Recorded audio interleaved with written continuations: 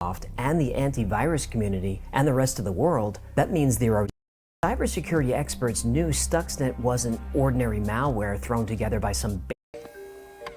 In 2010, a computer virus was discovered in thousands of the control systems that operate factories, power plants, and nuclear reactors around the world. And this virus was 20 times more sophisticated than any malware ever recorded. It could halt oil pipelines, destroy water treatment plants, and bring down entire power grids. This virus was called Stuxnet, and we should all be concerned.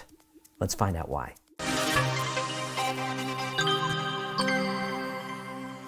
In January 2010, inspectors from the International Atomic Energy Agency were visiting the Natanz uranium enrichment plant in Iran. They noticed that the centrifuges, which are used to enrich uranium gas, were tearing themselves apart, one after another.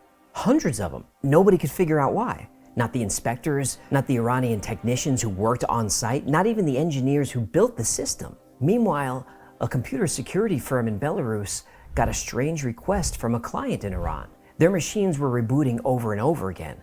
Even completely wiping the hard drives and reinstalling the operating systems didn't help. Again, the problem was a mystery. But when the technicians pulled apart the operating systems, they found a new and very unusual virus. They called it Stuxnet. And Stuxnet was infecting computers all over the world and spreading fast. Now, these events seemed unrelated at the time, but they were very much connected. Cybersecurity experts knew Stuxnet wasn't ordinary malware thrown together by some basement hacker. The first clue was the size of the code base. Most viruses are 10, maybe 20 kilobytes. Stuxnet was 500 kilobytes. And uncompressed, it was 1.2 megabytes. That's a pretty large piece of code to go undetected. Then, analysts transferred Stuxnet to a new computer just to see what would happen.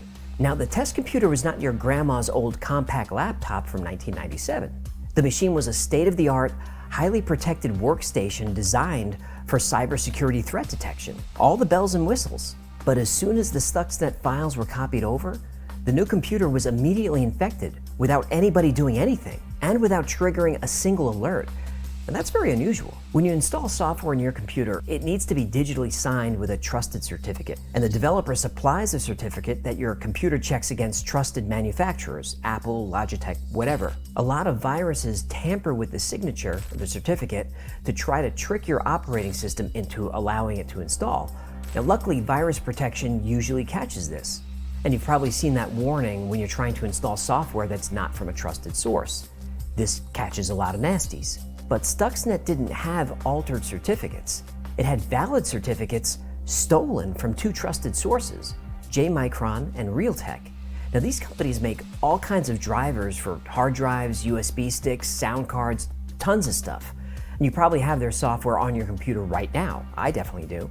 And when the creators of the Stuxnet worm signed their files with a stolen cert, they wanted to make sure that Windows would install it very quietly without any warning. And if anyone bothered to look at the cert, they wouldn't care because it was valid. Now, stealing a valid digital signature is like trying to rob a bank vault that's locked inside another bank vault. The security around them is sci-fi spy movie level stuff. They had to physically steal the certificate from inside these companies. That really doesn't happen, but it happened. Some more digging around, the code showed that as soon as Stuxnet infected a computer, it started probing the system, looking for flash drives, USB sticks, and other storage devices. And because of the signing certificates, Windows happily allowed it to do so. What security experts had discovered is one of the rarest and most dangerous kinds of software vulnerabilities. And it was at this They do paint it on the streets. time that they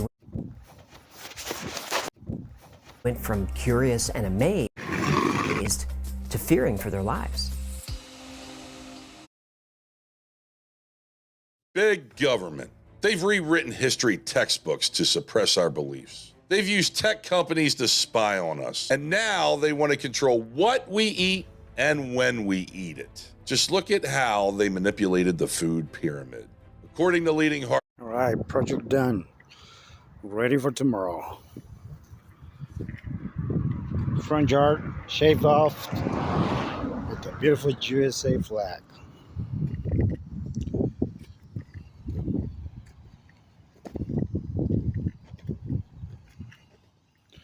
also did some of the national anthem. So show me what you got. Show me what 4th of July means to you, mister. All right, project done. Ready for tomorrow.